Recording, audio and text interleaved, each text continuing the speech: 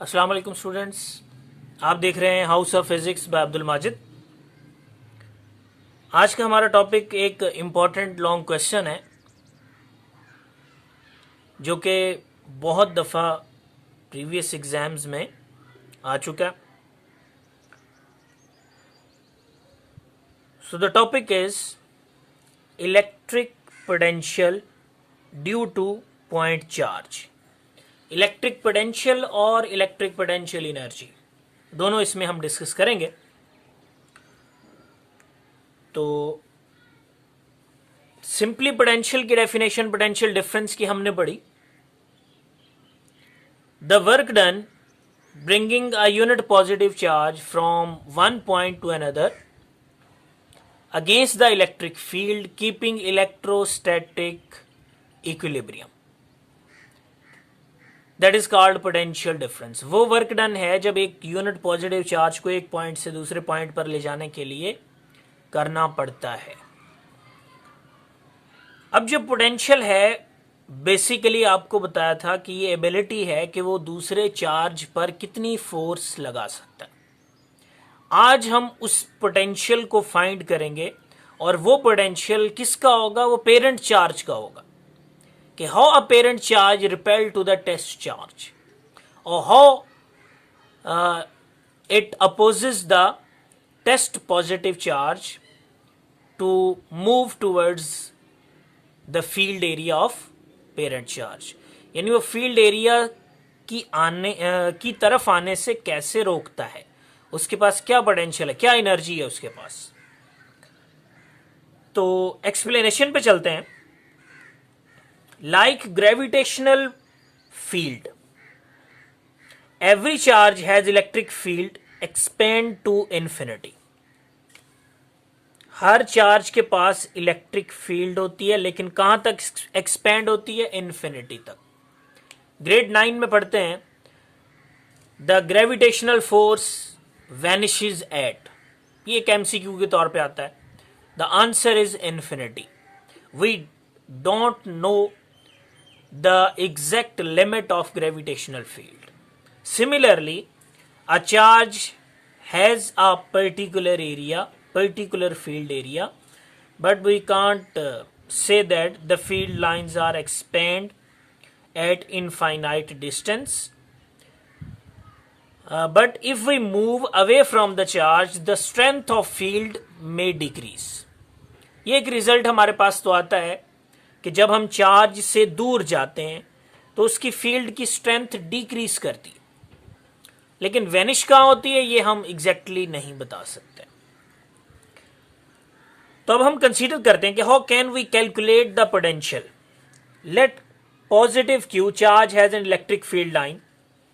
हमने एक positive charge consider किया, ये पॉजिटिव चार्ज है, पेरेंट चार्ज इसको कहेंगे।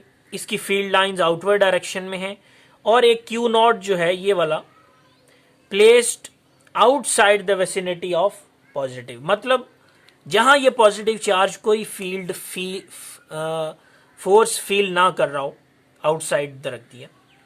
से एट इन्फिनिटी, मतलब हम उसको यही कहेंगे कि जब वो आउटसाइड द फील्ड एरिया है तो वो एक्चुअली इन्फिनिटी पे है। ठीक है, प्रीवियस लेक्चर में भी आपको बताया। जब वो आउटसाइड द फील्ड होगा तो force field by the positive charge is 0, मतलब कि ये चार्ज कोई फोर्स फील नहीं करेगा। लेकिन फील करेगा कब? As the charge move from infinity to the field area of plus Q, मतलब जैसे ही ये चार्ज जो है वो पॉइंट ए से, कंसीडर कर लें ए पॉइंट है, वहां से बी की तरफ आएगा, मतलब फील्ड की तरफ आएगा, तो वो क्या करेगा? फोर्स को फील करेगा। ठीक, तो जब भी ये चार्ज मूव करेगा फील्ड की तरफ तो रिपल्सिव फोर्स एक्ट करेगी और रिपल्सिव फोर्स कॉन्टिन्यूसली इंक्रीज करेगी and electric potential energy also increase. Previous lecture में भी बताया कि जैसे ग्रेविटेशनल फील्ड हमने कंसीडर की है, as we go with the height या towards height, gravitational potential energy increases. और जब हम किसी चार्ज को अगेंस्ट द इलेक्ट्रिक फील्ड लेके जाते हैं तो उस पर जो लगने वाली फोर्स है रिपल्सिव वो इंक्रीज करती है। वो इंक्रीज करती है तो हमें एक्सटर्नल वर्क करना पड़ता है। एक्सटर्नल वर्क करेंगे तो चेंज इन एनर्जी होगी according to work energy principle. तो इसका मतलब है कि जब लार्ज वर्क करना पड़ेगा तो large change in potential energy होगा। ठीक। So work is required. Work हमें चाहिए होगा to move a charge from infinity to point of field. ये हमारा पॉइंट है मेन, ये पर्पस है इस कैलकुलेशन का। तो अब इलेक्ट्रिक पोटेंशियल की अगर हम डेफिनेशन करें तो डेफिनेशन है the work required to move a unit positive charge from infinity to the point of field. जब हम किसी चार्ज को इंफिनिटी से पॉइंट ऑफ फील्ड में लेके आते हैं तब हमें जो वर्क करना पड़ता है उसको हम electric potential due to point charge कहते हैं।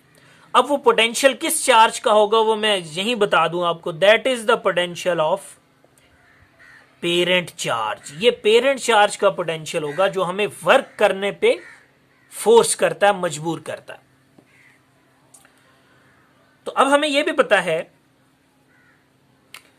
कि ये जो इलेक्ट्रिक फील्ड है ये इनवर्स स्क्वायर लॉ को फॉलो करती है। मतलब अगर हम फील्ड लाइन पे चल पड़े तो actually we are going towards the weaker electric field strength. Square time इस पे फर्क पड़ता है। तो अब ये क्योंकि E की वैल्यू कांस्टेंट नहीं है, E की वैल्यू कांस्टेंट नहीं है तो वर्क की वैल्यू भी कांस्टेंट नहीं होगी। क्यों? फोर्स कांस्टेंट नहीं होगी।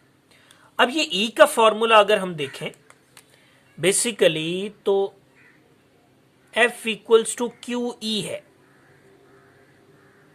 अगर हमारे पास ये वेरिएबल है तो ये भी वेरिएबल होगा।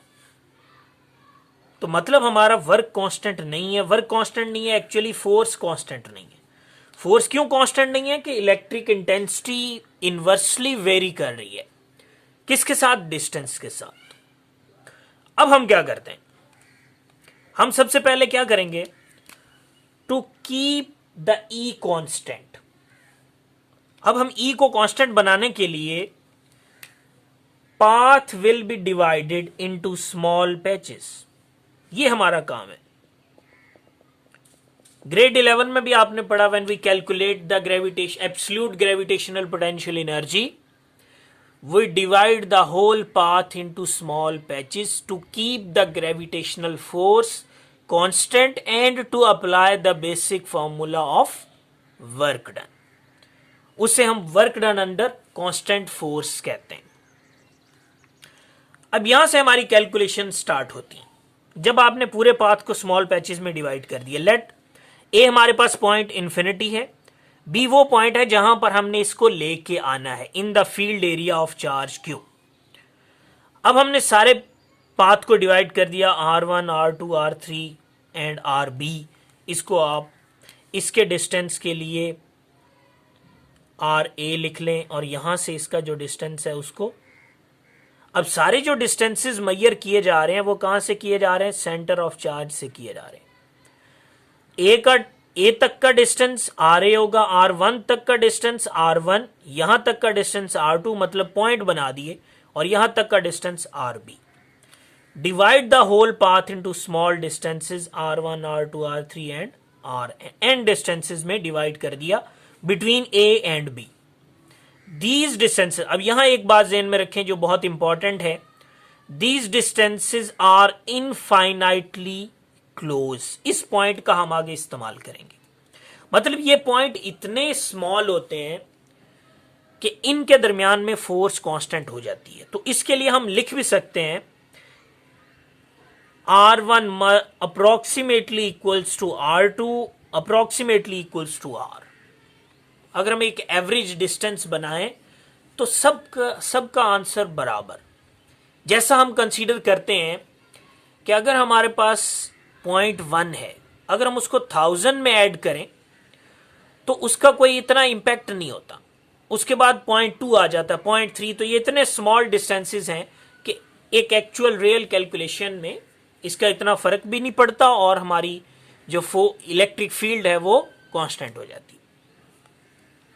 तो अगर हम दो डिस्टेंसेस का गैप लें तो del R equals to R2 minus R1 होगा। अगर मैं लूं RA और R1 के दरमियान में तो R1 माइनस RA होगा। ठीक है, तो ये क्यों मैं इस तरफ क्यों ले रहा हूं कि हमारे पास ये जो मूवमेंट ऑफ चार्ज है वो A से इस तरफ है, तो फाइनल ये पॉइंट बनेगा। यहां इसके लिए ये फाइनल है तो फाइनल माइनस इनिशियल होता है। इसके लिए हम यहां यूं नहीं लेंगे कि ये ज्यादा दूर है तो हम यहां से ये माइनस करें, नहीं, हमारा डिस्टेंस की मूवमेंट किस तरफ है, B की तरफ है, तो हम R1 माइनस RA ले सकते हैं, R2 minus R1, similarly R3 minus R2 और RB माइनस RN, जो इससे प्रीवियस पॉइंट होगा, ये हमारी कैलकुलेशन में इस तरह इस्तेमाल होगा। तो ये मैंने एक और बता भी दिया कि हम इसके लिए ऐसा क्यों लेते हैं। अब आते हैं अपनी कैलकुलेशन पे। As the work done, work का बेसिक फॉर्मूला होता है dot product of force and distance. अब फोर्स की जगह पे हमें पता है वैल्यू क्या है, क्यू ई, डेल आर वैसे ही आ जाएगा। ठीक है, ये आपने पॉइंट्स बना लेने क्योंकि ये जो मैंने बनाए हुए हैं ये एरोज के निशान, ये आपके पॉइंट्स को बताएंगे ताकि आप स्टेप वाइज इसको कैलकुलेट कर सकें। अब फर्दर हमें पता है कि जो इलेक्ट्रिक इंटेंसिटी है दैट इज के क्यू ओवर आर स्क्वायर, इसकी वैल्यू फर्दर हम आगे पुट कर सकते हैं, यहां पुट करेंगे। तो जब आप डॉट प्रोडक्ट को ओपन करते हैं तो Q naught into del R cos 180 degree. अब कॉज 180 डिग्री क्यों है कि यहां पे हमारे पास जो इलेक्ट्रिक फील्ड है वो इस तरफ है और मूवमेंट किस तरफ है, इस तरफ है, तो एंगल दोनों में क्या बन रहा है, 180 डिग्री। 180 डिग्री यहां लिखेंगे तो हमारा माइनस साइन बाहर आ जाएगा। ठीक है, ये माइनस साइन आपने इसको याद रखना है। ठीक है, तो Q E into del R आ जाएगा। अब ई की वैल्यू फर्दर यहां पुट कर दें, अगर हम यहां से ई की वैल्यू फॉर्मूला में पुट की हुई है 1/4 पाई एप्सिलॉन नॉट क्यू ये वाला, क्यू नॉट ये वाला और over R square into del R, ये वाली वैल्यू हमारे पास यहां तक आ गई। ठीक है, अब ये है वर्क डन का एक जनरलाइज फॉर्मूला।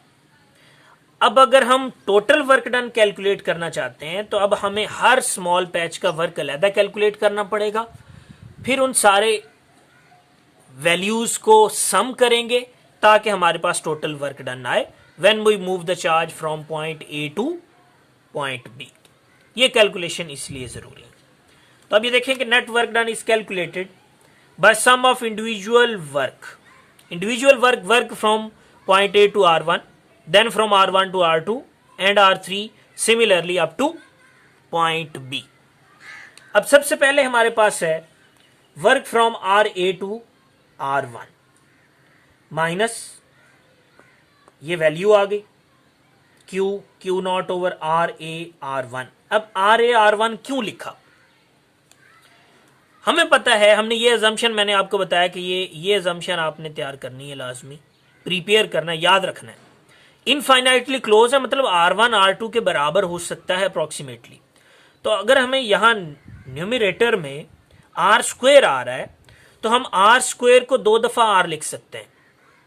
अब एक दफा R की जगह पे R1 लिख दें, दूसरी जगह पे R2 लिख दें, तो हमारी ये जो वैल्यू है R स्क्वायर वाली ये भी सॉल्व हो जाएगी, क्योंकि जब हम डेल R की वैल्यू पुट करेंगे तो वो होगा फॉर्मेट R1 इंटू R2, लेकिन डिनोमिनेटर में हमारे पास क्या है, R स्क्वायर है। तो वी कांट कैंसल और simplify the formula without modify that R square into R1 form, RA form into another form. तो इसको चेंज किए बगैर हम अपनी कैलकुलेशन को कंप्लीट नहीं कर सकते। तो अभी देखें कि हमने इसको R1 R2 कर दिया, तो जो पॉइंट हमारी अंडर कंसिडरेशन में होंगे वही हम यहां वैल्यू में लिखते जाएंगे। For example there is a consideration from RA and R1, then we have to put the R square equals to RA R1. और आगे जो डेल में लिखना है वो ही लिखना है जैसे मैंने यहां बता दिया, फाइनल माइनस इनिशियल. फाइनल क्या है? R1 माइनस इनिशियल है. अब ये माइनस अगर अंदर मल्टीप्लाई हो जाए तो ये इनवर्स हो जाएगा, तो हमारे पास वैल्यूज हो जाएंगी RA माइनस R1. ये वैल्यू माइनस के अंदर आने से चेंज हो जाएगी, तो RA माइनस R1 हो जाएगा. अगर मैं इसको सिंप्लीफाई कर दूं, इस फॉर्मूला को, इसकी वैल्यू को, तो ये K बन जाएगा, कैपिटल Q इंटू 1/R. अब ये कैसे आया? जब मैं इस वैल्यू को इन दोनों पे अलग अलग डिवाइड करूंगा. जब इस पे डिवाइड करूंगा तो RA से RA कट जाएगा, 1/R1 बच जाएगा. When we divide this value to the R1, then R1 will be cancelled out and 1/RA will be left over here. ये यहां बच जाएगा. अब ये हमारे पास एक जनरल फॉर्मूला आ गया पहले पैच के लिए. दूसरे पैच के लिए होगा उसी तरह. अगर मैं इसी पैटर्न को फॉलो करूं तो फाइनल माइनस इनिशियल, तो यहां भी वही आएगा, फाइनल माइनस इनिशियल. इसी तरह nth पार्ट के लिए Rn टू Rb, तो यहां जो फाइनल है Rb लास्ट पॉइंट और उससे पहले वाला Rn. तो ये हमारे पास 3-4 पॉइंट्स आ गए. ठीक है, मतलब हम सारे पॉइंट्स कंसीडर नहीं करेंगे, that makes calculation too lengthy. तो हम बेसिक पॉइंट्स को 3-4 ले लेते होते हैं. अब उसी कैलकुलेशन को होल पे अप्लाई कर देते हैं. अब हमारे पास आ जाएगा total work. Total work from RA to RB, ये फैक्टर सारे कॉमन है. Then we take capital Q naught over 4πε0 as a common factor. तो अब ब्रैकेट या उसमें क्या बनेगा, स्क्वायर ब्रैकेट्स में सबसे पहला वैल्यू थी 1/R1 माइनस 1/RA. ठीक है, तो 1/R1 माइनस 1/RA प्लस, क्योंकि ऐड कर रहे हैं, टोटल वर्क क्या हो रहा है, ऐड अप हो रहा है, इसीलिए सम कर रहे हैं. दूसरी वैल्यू थी R2 minus R1 plus up to plus 1/RB minus 1/RN. अब इन फैक्टर्स में कैंसिलेशन कैसे होती है? We see that 1/R1 is with positive value and this 1/R1 is with negative value, then it will be cancelled out. Similarly इससे अगली calculation में यहां 1/R2 प्लस है, अगली में वो माइनस में होगा. सिमिलरली ये वैल्यू भी एक जगह प्लस में होगी, यहां माइनस में दी है, तो हमने इसको जनरलाइज करके सबको कैंसल आउट कर दिया. तो यह आप आगे अपने रेफरेंस में लिख सकते हैं. तो all the other values are cancelled out except 1/RA minus 1/RB. ये कैंसल आउट नहीं होगी, तो हमारे पास फॉर्मूला क्या हो जाएगा, ये बच जाएगा. ठीक है, अगर मैं जैसे कैलकुलेशन में हमने कहा कि RA लाइज एट इंफिनिटी, तो RA इंफिनिटी 1/∞0 होता है, तो हमारे पास ये वर्क का फॉर्मूला बच जाएगा. ठीक है, अगर हम इसको और जनरलाइज करें तो ये पोटेंशियल एनर्जी भी बन जाती है. ठीक है, क्योंकि वर्क और पोटेंशियल एनर्जी बराबर होते हैं, तो ये उसका जनरलाइज फॉर्मूला बन जाएगा. ये भी एमसीक्यू में आ सकता है. ठीक है, ये भी एमसीक्यू में आ सकता है. उसके बाद अगर हम पोटेंशियल की तरफ जाएं तो पोटेंशियल होता है वर्क पर यूनिट चार्ज. तो वर्क की वैल्यू ये वाली यहां पुट करें, यहां पुट करेंगे तो ये जो न्यूमरेटर में Q नॉट है ये इससे कैंसिल आउट हो जाएगा. बाकी क्या बचेगा, Q 1/4πε0 Q/R. यही हमारा फाइनल रिजल्ट है.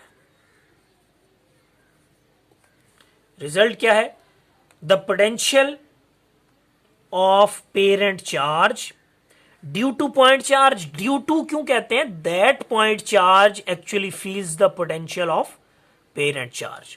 मतलब हमें एक पॉइंट चार्ज कैसे पेरेंट चार्ज का पोटेंशियल बता सकता है, तो वो हमारी ये कैलकुलेशंस हैं.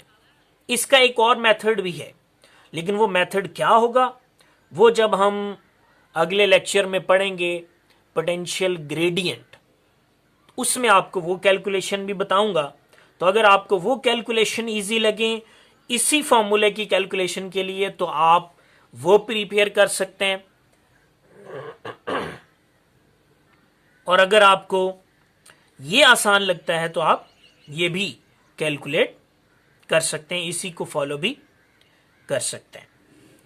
अब इसके अलावा जो यहाँ एमसीक्यूज आते हैं, ये बहुत इंपॉर्टेंट एमसीक्यू है, इंटी टेस्ट तक का एमसीक्यू है, ये आता है इंटी टेस्ट में। Coulomb force follows the inverse square law.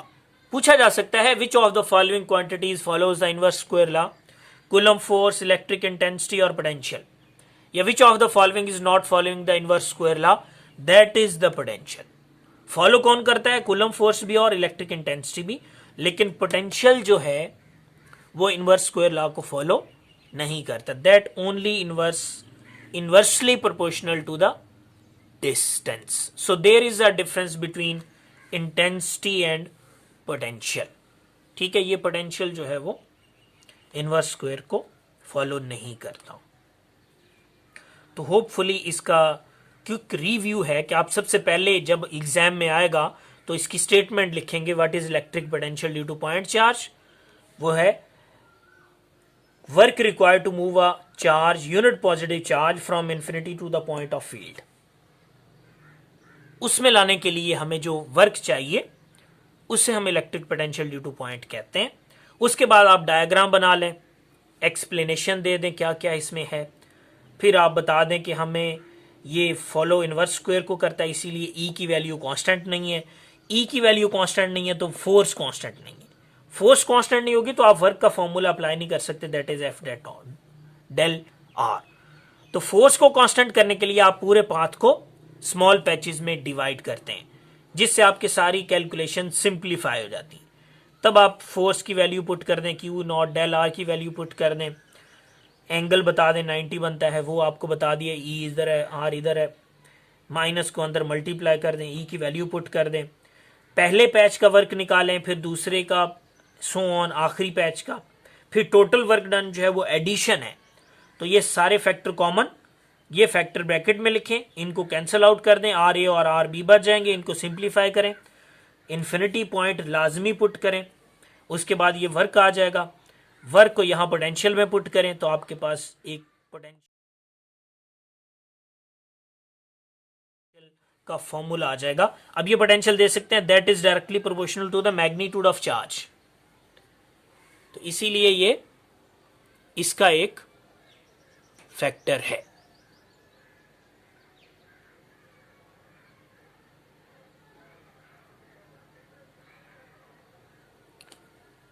तो अब ये होपफुली आप इस लॉन्ग क्वेश्चन को अपने लिए पॉइंट बाय पॉइंट लिख सकते हैं जैसे आपको आसानी लगे।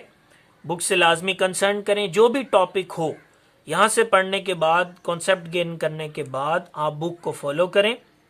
उसमें आपको बहुत सी लाइंस और भी मिल सकती हैं, हो सकता है कुछ मिस हो जाए, तो आप बुक को लाजमी कंसर्न करें, वहाँ अपने पॉइंट्स बनाएं और अपने लेक्चर को प्रिपेयर करें पॉइंट शेप्स में बना के, ताकि आपको एग्जामिनेशन में अगर आता है तो आप उसको इजीली प्रिपेयर करें। एमसीक्यूज को हाईलाइट करते जाएं, जो भी मैं आपको बता रहा हूँ बुक पे कर लें, लेक्चर नोट करते हैं वहाँ पे कर लें, तो इंशाल्लाह आपको बहुत हेल्पफुल रहेगा फाइनल एग्ज़ाम के और इंटी टेस्ट के हवाले से।